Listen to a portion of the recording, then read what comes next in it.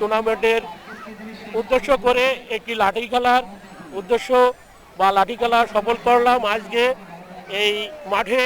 এবং গ্রাম বাংলার ঐতিহ্য খেলা, এই খেলা এখন অনেক দিন হয় না। আমরা এই ক্রিকেট টুর্নামেন্ট উদ্দেশ্য করে আমরা এই লাঠি খেলাটা এই মাঠে আজকে সফল করলাম। এবং এই এলাকাবাসী এবং এলাকার অনেক মা বোন এবং ছোট বাচ্চা এবং মুরব্বীরা অনেকেই আমাদের এই খেলা দেখছে এবং সবাই এতে আনন্দ হয়েছে। আমরা সবাই এভাবে বিভিন্ন জায়গায় এই খেলা যাতে হয় এবং গ্রামের ঐতিহ্যবাহী খেলা এখন উঠে গিয়েছে। এখনকার যে আধুনিক যে যুগ এসেছে, এখনকার বাচ্চারা এই খেলা যে আছে, লাঠি খেলা আছে, এটাই এখনকার বাচ্চারা জানে না।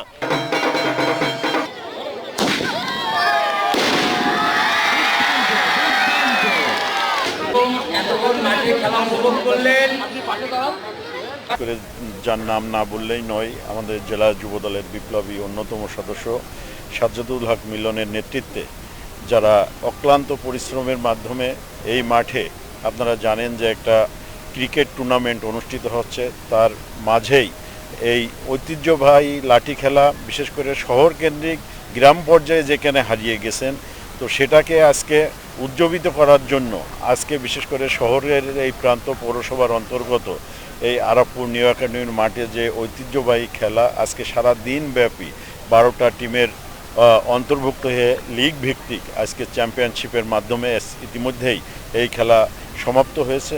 তো লাঠি খেলা কী জিনিস এই প্রজন্মে যারা জন্মগ্রহণ করেছেন অনেকেই কিন্তু জানে না বা বোঝেন না।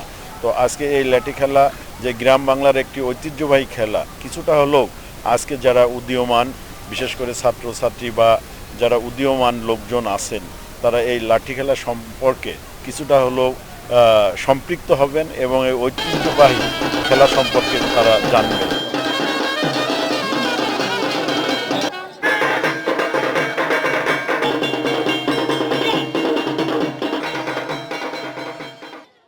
হ্যাঁ, এই লাঠি খেলা আসলে তো অনেক দর্শক মা বোনেরা এসেছে এবং অনেক দর্শক এসেছে।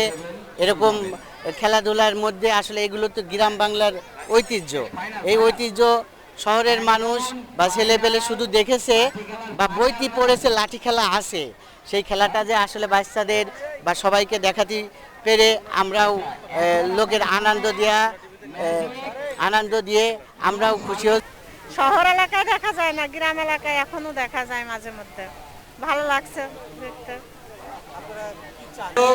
আমাদের আরাপপুরের কৃতি সন্তান